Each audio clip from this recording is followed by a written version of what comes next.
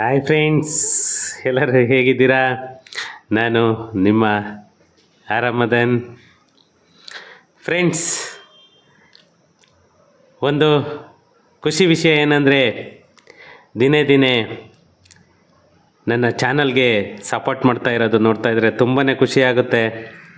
ಇದೇ ಥರ ನನಗೆ ನಿಮ್ಮ ಸಪೋರ್ಟು ಬೇಕು ಅಂತ ಕೇಳ್ಕೊಳ್ತಾ, ಮತ್ತು ಇನ್ನು ನನ್ನ ಚಾನಲನ್ನು ಯಾರೆಲ್ಲ ಸಬ್ಸ್ಕ್ರೈಬ್ ಮಾಡ್ಕೊಂಡಿಲ್ಲ ಅವರು ಸಬ್ಸ್ಕ್ರೈಬ್ ಮಾಡ್ಕೊಳ್ಳಿ ಅಂತ ರಿಕ್ವೆಸ್ಟ್ ಮಾಡ್ಕೊಳ್ತಾ, ಮತ್ತು ನನ್ನ ಚಾನಲನ್ನು ಶೇರ್ ಮಾಡೋ ಮುಖಾಂತರ ನನಗೆ ಪ್ಲೀಸ್ ಸಪೋರ್ಟ್ ಮಾಡಿ ಅಂತ ನಿಮ್ಮಲ್ಲಿ ವಿನಂತಿಸ್ಕೊಳ್ತಾ ಇವತ್ತಿನ ವಿಡಿಯೋಗೆ ಎಂಟ್ರಿ ಆಗೋಣ.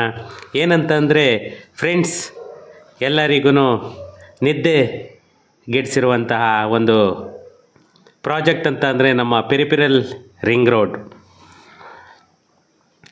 ನಮ್ಮ ಪೆರಿಫೆರಲ್ ರಿಂಗ್ ರೋಡನ್ನು ಎಷ್ಟೋ ಜನ ಎಷ್ಟೋ ವಿಧವಾಗಿ ಎಲ್ಲನೂ ಊಹಾ ಪೋಹ ಎಲ್ಲ ಮಾತಾಡ್ಕೊಳ್ತಿದ್ದಾರೆ. ಬಟ್ ಅದಕ್ಕೆ ಯಾರೂ ಕಿವಿಗೊಡಬೇಡಿ. ಯಾಕಂತಂದರೆ ಯಾವುದೇ ಕಾರಣಕ್ಕೂ ಅದು ಪ್ರಾಜೆಕ್ಟ್ ಅನ್ನೋದು ಕ್ಯಾನ್ಸಲ್ ಆಗಲ್ಲ. ಆ ಪ್ರಾಜೆಕ್ಟ್ಗೆ ಏನಿದ್ರು ಕೂಡ ನೀವು ಏನು ಅವಾರ್ಡ್ ಅಮೌಂಟ್ ಬರುತ್ತೆ ಅದನ್ನು ಸ್ವಲ್ಪ ಜಾಸ್ತಿ ಕೇಳ್ಬೋದು. ಯಾಕಂದರೆ ಅದು ರೈಟ್ಸ್ ಇದೆ ನಿಮಗೆ ಕೇಳಲಿಕ್ಕೆ. 2005 ಇದ್ದಿದ್ದಕ್ಕೂ ಇವತ್ತಿಗೂ ಅಲ್ಲಿನ ಮಾರ್ಕೆಟ್ ವ್ಯಾಲ್ಯೂನೇ lot of difference. Minimum 3 to 4 times ಜಾಸ್ತಿ ಆಗಿದೆ. 3 to 4 ಟೈಮ್ಸ್ ಅಲ್ಲ, ನಿಯರ್ಲಿ ನನಗನ್ಸಿದ ಮಟ್ಟಿಗೆ 10 ಟೈಮ್ಸ್ವರೆಗೂ ಜಾಸ್ತಿ ಆಗಿದೆ. ಯಾಕಂದರೆ ಅವಾಗೆಲ್ಲನೂ 2005-06 ಅಲ್ಲೆಲ್ಲನೂ 2 ಲಕ್ಷ 3 ಲಕ್ಷಕ್ಕೆಲ್ಲ ಒಂದೊಂದು ಸೈಟ್ ಸಿಗೋದು. ನನ್ನ ಅನುಭವ 2-3 ಲಕ್ಷಕ್ಕೆಲ್ಲ ಕಿತ್ನಳ್ಳಿ ಸರೌಂಡಿಂಗ್ ಎಲ್ಲನೂ 2 ಲಕ್ಷ 3 ಲಕ್ಷ ಅಂತಂದ್ರೆ ಅಲ್ಲಿಗೆ ಇಲ್ಲ. ಒಂದು ದೊಡ್ಡ ಬಜೆಟ್ ಅದು 2 ಲಕ್ಷ 3 ಲಕ್ಷ ಅನ್ನೋದು. ಇವತ್ತು ಅದೇ ಸೈಟುಗಳೆಲ್ಲನೂ ಮಿನಿಮಮ್ 30 to 40 ಲ್ಯಾಕ್ಸ್ ಆಗಿದೆ. ಅವಾಗೇನಾಯಿತು? 10 ಪಟ್ಟು ಜಾಸ್ತಿ ಆಯಿತು. ಬಟ್ ಗೌರ್ನಮೆಂಟ್ ಅವಾರ್ಡ್ ಅಮೌಂಟ್ ಕೂಡ ಅದೇ ಥರ ಮಾಡ್ತಾ ಇದ್ದಾರೆ. ಅದು ಹೊರಿ ತಗೋಬೇಡಿ. ಯಾಕಂತಂದರೆ ಯಾವುದೇ ಇದಾದರೂ ಕೂಡ ಒಂದು ಮಾರ್ಕೆಟ್ ವ್ಯಾಲ್ಯೂ ಏನು ಬರುತ್ತೆ ಅಲ್ಲಿ ಮಾರ್ಕೆಟ್ ವ್ಯಾಲ್ಯೂನ ಅದು ಸರ್ವೆ ಮಾಡೇ ಮಾಡ್ತಾರೆ. ಆ ಸರ್ವೆ ಮಾಡೇನೇ ಆ್ಯಕ್ಚುಲಿ 2013 ಒಂದು ತಿದ್ದುಪಡಿ ಆಗಿದೆ. ಆ ತಿದ್ದುಪಡಿ ಪ್ರಕಾರನೇ ನಿಮಗೆ ಆ ಮಾರ್ಕೆಟ್ ವ್ಯಾಲ್ಯೂ ಮೇಲೇನೇ ನಿಮಗೆ ಒಂದು ಅವಾರ್ಡ್ ಅಮೌಂಟ್ ಅನ್ನೋದನ್ನು ಸಿಗುತ್ತೆ. ನಾನು ಇನ್ನೊಂದು ವಿಷಯನ ಮೊನ್ನೆ ಒತ್ತಿ ಹೇಳಿದೆ. ಯಾರಿಗೆಲ್ಲನೂ ನೋಟಿಸ್ಗಳು ಬಂದಿದೆ, ಯಾರ್ಯಾರ್ದು ನಿವೇಶನಗಳಿದೆ, ಯಾರ್ಯಾರ್ದು ಬಿಲ್ಡಿಂಗುಗಳಿದೆ, ಪ್ಲೀಸ್ ಪ್ರತಿಯೊಬ್ಬರು ಕೂಡ ಒಂದು ಅಬ್ಜೆಕ್ಷನ್ ಅನ್ನೋದನ್ನು ಹಾಕಿ. ಯಾಕಂದರೆ ನೀವು ಅಬ್ಜೆಕ್ಷನ್ ಹಾಕಿದ್ರೆ ಖಂಡಿತ ಅದು ಅವಾರ್ಡ್ ಅಮೌಂಟನ್ನು ನೀವು ಇದು ಮಾಡ್ಕೊಳ್ಬೋದು. ಇನ್ನೊಂದು ಏನಂತಂದರೆ, ನಾನು ಸೈಟ್ ಅವರಿಗೂ ಮನೆಗಳಲ್ಲಿ ಕಟ್ಟಿರೋರಿಗೆ ಯಾಕೆ ಹೇಳ್ತಾ ಇದ್ದೀನಿ ಅಂತಂದರೆ, ನಿಮಗೆ ಯಾರೋ ಸೈಟ್ ಸೇಲ್ ಮಾಡೋಗಿರ್ತಾರೆ, ಯಾರೋ ಬ್ರೋಕರ್ಗಳು ಕೊಡಿಸೋಗಿರ್ತಾರೆ, ಅಥವಾ ನಿಮ್ಮ ಲ್ಯಾಂಡ್ಲಾರ್ಡ್ ಯಾರೋ ಇರ್ತಾರೆ, ನಿಮಗೆ ಗೊತ್ತೇ ಇರಲ್ಲ. ನಿಮ್ಮ ಡೆವಲಪರ್ ಯಾರೋ ಇರ್ತಾರೆ, ಗೊತ್ತೇ ಇರಲ್ಲ. ಯಾಕಂದರೆ ಇವಾಗೆಲ್ಲ ನಂಬರ್ಗಳು ಚೇಂಜ್ ಆಗಿರುತ್ತೆ, ಅಡ್ರೆಸ್ಗಳು ಚೇಂಜ್ ಆಗಿರುತ್ತೆ. ಅದೇ ಉದ್ದೇಶದಿಂದಲೇ ನಾನು ಹೇಳಿದ್ದು, ನೀವು ಹೋಗಲ್ಲಿ ಪೆಟಿಷನ್ ಹಾಕಿದ್ರೆ ಅವರಿಗೆ ಅವಾರ್ಡ್ ಅಮೌಂಟು ಇದಾಗಲ್ಲ ಅಲ್ಲಿ ಕ್ಲಿಯರಾಗಿ. ಅವ್ರಿಗೂ ಎಷ್ಟು ಜನ ಸೈಟ್ ಇರ್ತಾರೆ ಅಷ್ಟು ಜನನೂ ನೀವು ಅಲ್ಲಿ ಹೋಗಿ ಒಂದು ಕಂಪ್ಲೇಂಟ್ ಅಂತಂದೇಳಿ ಮಾಡಿದ್ರೆ, ಯಾಕಂತಂದರೆ ಒಂದು ಕೇಸ್ ಫೈಲ್ ಆಯಿತು ಅಂತಂದರೆ ಆವಾಗ ನಿಮಗೆ ಅವಾರ್ಡ್ ಅಮೌಂಟನ್ನು ಅವನಿಗೆ ಆ RTC ಮೇಲೆ BDAಯಿಂದ ಏನು ರಿಲೀಸ್ ಮಾಡ್ತಾರೆ ಅದು ರಿಲೀಸನ್ನು ಸ್ಟಾಪ್ ಮಾಡಿಸ್ಬೋದು. ಆ ರಿಲೀಸನ್ನು ಸ್ಟಾಪ್ ಮಾಡಿಸಿದಾಗ ಏನಾಗುತ್ತೆ, ನಿಮಗೆ ಆವಾಗ ರೈತರು ಯಾರು, ಬಿಲ್ಡರ್ ಯಾರು ಅನ್ನೋದು ನಿಮಗೆ ಗೊತ್ತಾದೇ ಆಗುತ್ತೆ. ಆವಾಗ ಅವ್ರ ಹತ್ರ ನೀವು ಈಸಿಯಾಗಿ ಸೆಟ್ಲ್ಮೆಂಟ್ ಮಾಡ್ಕೊಳ್ಬೋದು. ಯಾಕಂದರೆ ಇದು ಯಾರಿಗೆ ಹೇಳ್ತಾ ಇದ್ದೀನಿ ಅಂತಂದರೆ, ಯಾರ್ದೆಲ್ಲ ಪ್ರಾಪರ್ಟಿಗಳು BDAಗೆ ಹೋಗ್ತಾ ಇದೆ ಅಂಥವರಿಗೆ ನಾನು ಈ ಮಾತನ್ನು ಹೇಳ್ತಿರೋದು. ಯಾಕಂದರೆ ಯಾವುದೇ ಕಾರಣಕ್ಕೂ ನೆಗ್ಲಿಜೆನ್ಸಿ ಮಾಡೋಕ್ಕೋಗ್ಬೇಡಿ. ಒಂದೊಂದು ರೂಪಾಯಿ ನಾನು ಕೂಡಿಕಿಟ್ಟಿರ್ತೀರ, ಯಾವುದೇ ಕಾರಣಕ್ಕೂ ನೆಗ್ಲಿಜೆನ್ಸಿ ಮಾಡಬೇಡಿ. ನೋಡಿ, ಎಷ್ಟೋ ಜನ ಹೇಳ್ತಾ ಇದ್ರು ಅದು ಪೆರಿಫೆರಲ್ ರಿಂಗ್ ರೋಡು ಹಂಗಾಗುತ್ತೆ ಹಿಂಗಾಗುತ್ತೆ, ಅವ್ರು ಹೇಳಿದ್ದಾರೆ ಇವ್ರು ಹೇಳಿದ್ದಾರೆ ಅಂತ. ಇವತ್ತು ಮಾನ್ಯ ಮುಖ್ಯಮಂತ್ರಿಗಳು ಸಿದ್ದರಾಮಯ್ಯ ಅವರು ಬಜೆಟ್ ಮಂಡನೆ ಮಾಡಬೇಕಾದ್ರೂ ಕೂಡ ಪೆರಿಫೆರಲ್ ರಿಂಗ್ ರಸ್ತೆಗೆ ಮರುಜೀವ ಅದಕ್ಕೂ ಕೂಡ ಬಜೆಟ್ ಇದಾಗೋಗಿದೆ 27,000 ಕೋಟಿ. ಬಜೆಟಲ್ಲೇನೇ ಇದು ಮಾಡಬೇಕು ಅಂತಂದೇಳಿ. ಯಾಕಂತಂದರೆ ಅದನ್ನು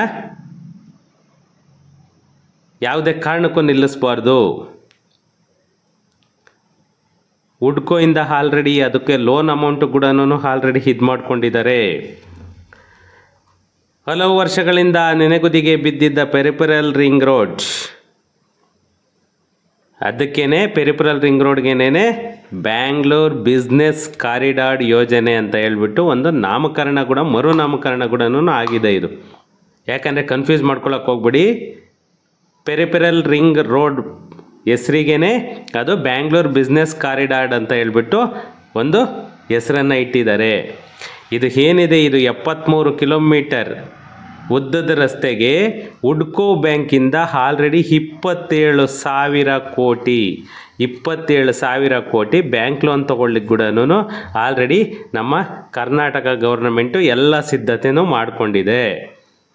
ಅದಕ್ಕಾಗೇನೆ ಇವಾಗ ಆ ಭೂಸ್ವಾಧೀನ ಏನು ಮಾಡ್ಕೊಳ್ತಿದ್ದಾರೆ, ನಿಮ್ಮ ಲ್ಯಾಂಡನ್ನು ಏನು ಅಕ್ವೈರ್ ಮಾಡ್ಕೊಳ್ತಿದ್ದಾರೆ, ಅದಕ್ಕೆ ಪ್ರತ್ಯೇಕವಾದ ತಂಡಗಳನ್ನ ಕೂಡ ರಚಿಸಿದ್ದಾರೆ.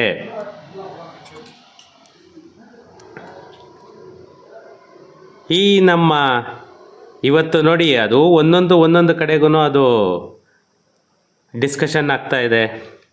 ಮತ್ತು ಇನ್ನೊಂದು ರಿಕ್ವೆಸ್ಟ್ ಅಂತಂದರೆ, ಈ ಕಡೆ ಕುದುರೆಗೆರೆ, ತಮ್ಮೇನಹಳ್ಳಿ ಅಲ್ಲೆಲ್ಲನೂ ಲಾಸ್ಟ್ 2024 ನೋಟಿಸ್ಗಳು ಇಶ್ಯೂ ಆಗಿದೆ.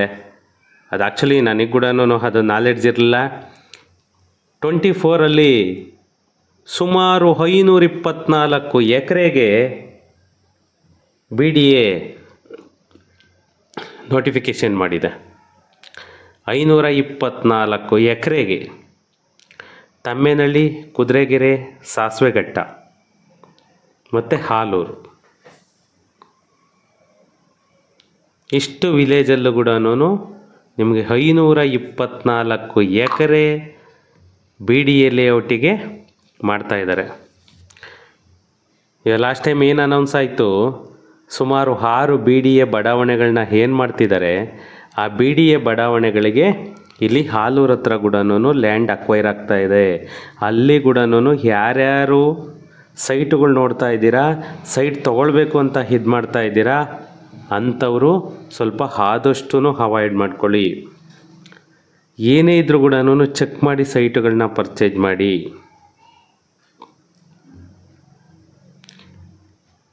ಯಾಕಂದರೆ ನೋಡಿ, ನಮ್ಮ ಮಾನ್ಯ ಮುಖ್ಯಮಂತ್ರಿಗಳು ಸಿದ್ದರಾಮಯ್ಯ ಅವರು ಪ್ರತಿಯೊಂದಕ್ಕೂ ಇವಾಗ ಅಧಿವೇಶನ ಏನು ನಡೀತಾ ಇದೆ, ಆ ಅಧಿವೇಶನದಲ್ಲಿ ಇವಾಗ ಬಜೆಟ್ಗಳು ಕೂಡ ಕರೆಕ್ಟಾಗಿ ಅವರೆಲ್ಲ ಪ್ರಾಜೆಕ್ಟ್ಗೂ ಇದು ಮಾಡ್ಕೊಂಡು ಹೋಗ್ತಾ ಇದ್ದಾರೆ.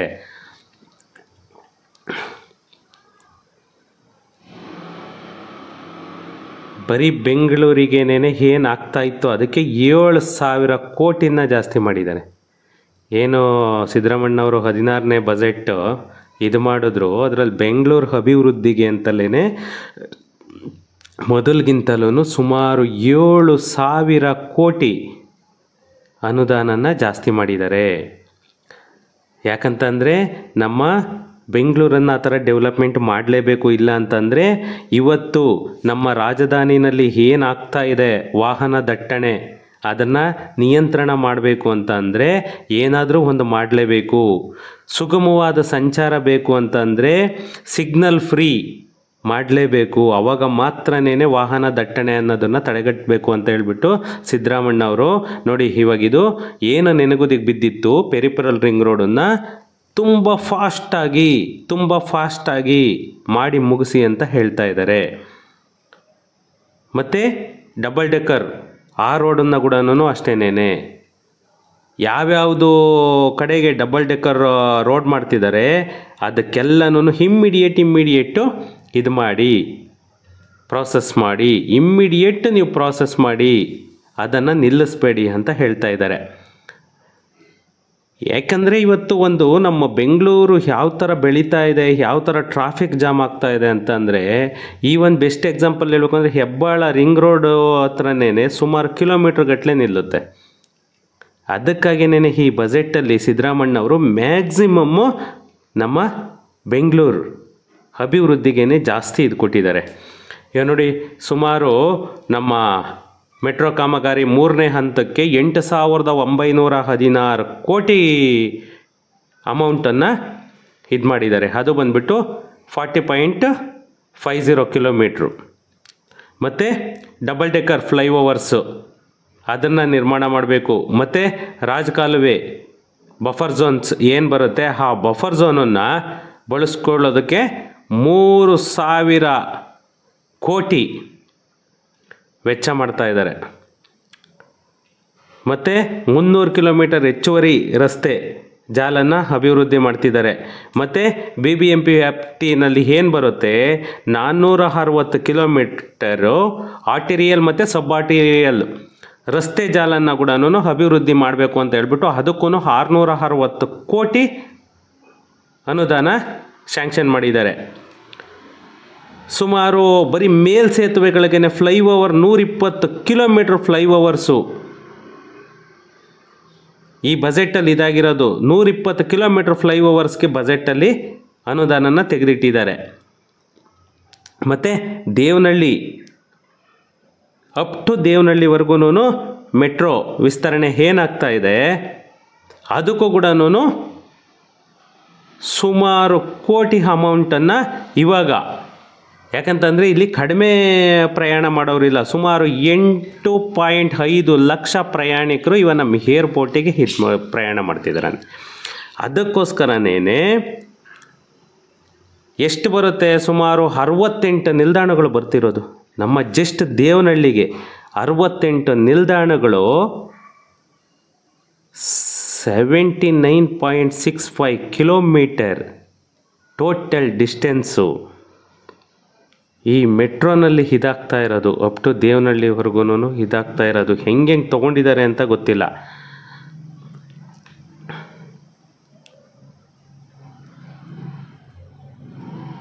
ಟೋಟಲ್ ಇವಾಗ ಏನು ಇದು ಮಾಡ್ತಾ ಇದೆ ಮೆಟ್ರೋ 79.65 ಕಿಲೋಮೀಟರ್ಗೆ ಏನು ಕಾಮಗಾರಿ ನಡೀತಾ ಇದೆ ಅದನ್ನು ಇನ್ನೆರಡು ವರ್ಷದೊಳಗಡೆ ಸುಮಾರು 100 ಕಿಲೋಮೀಟರ್ವರೆಗೂ ಹೆಚ್ಚುವರಿ ಮಾರ್ಗನ ನಾವು ಕಲ್ಪಿಸ್ಬೇಕು ಅಂತ ಹೇಳ್ಬಿಟ್ಟು ಮಾನ್ಯ ಮುಖ್ಯಮಂತ್ರಿಗಳು ಬಜೆಟನ್ನು ಇದು ಮಾಡಿದ್ದಾರೆ.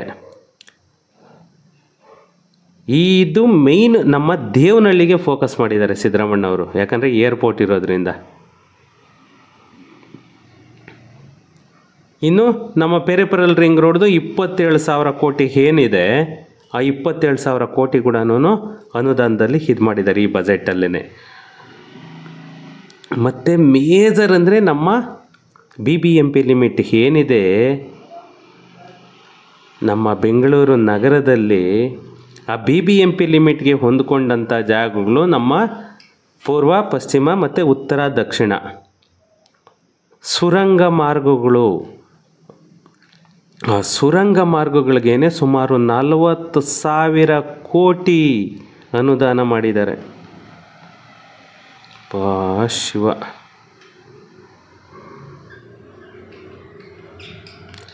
ಈ ರೇಂಜಿಗೆ ನಮ್ಮ ಕರ್ನಾಟಕದ ಬಜೆಟ್ ಆಗಿದೆ ಅಂತಂದರೆ ನಿಜವಾಗ್ಲೂ ನಂಬಲಿಕ್ಕೂ ಅಸಾಧ್ಯ. ಜಸ್ಟ್ ನೋಡಿ, ಇವಾಗ ನಮ್ಮ ಮೂಲ ಸೌಕರ್ಯ ಬೆಂಗಳೂರಿಗೆ ಏನು ಬೇಸಿಕ್ ಅಮ್ಯುನಿಟೀಸ್ ಕೊಡಬೇಕು ಅದಕ್ಕೋಸ್ಕರನೇ ಸುಮಾರು 7,000 ಕೋಟಿ ಇದು ಮಾಡಿದ್ದಾರೆ. ಲಾಸ್ಟ್ 24-25 4,500 ಕೋಟಿ ಇದು ಮಾಡಿದರು. ಈ ಸಾರಿ ಅದನ್ನೇನು 7,000 ಕೋಟಿನ ಅನುದಾನ ತೆಗೆದಿಟ್ಟಿದ್ದಾರೆ. ಬಜೆಟ್ ಕೇಳ್ತಿದ್ರೇ ಭಯ ಆಗುತ್ತೆ. ಅದೇನೇ ಇದ್ರೂ ಒಂದು ಸಿದ್ದರಾಮಣ್ಣವ್ರಿಗೆ ಹ್ಯಾಂಡ್ಸ್ ಆಫ್ ಹೇಳಬೇಕು. ಯಾಕಂತಂದರೆ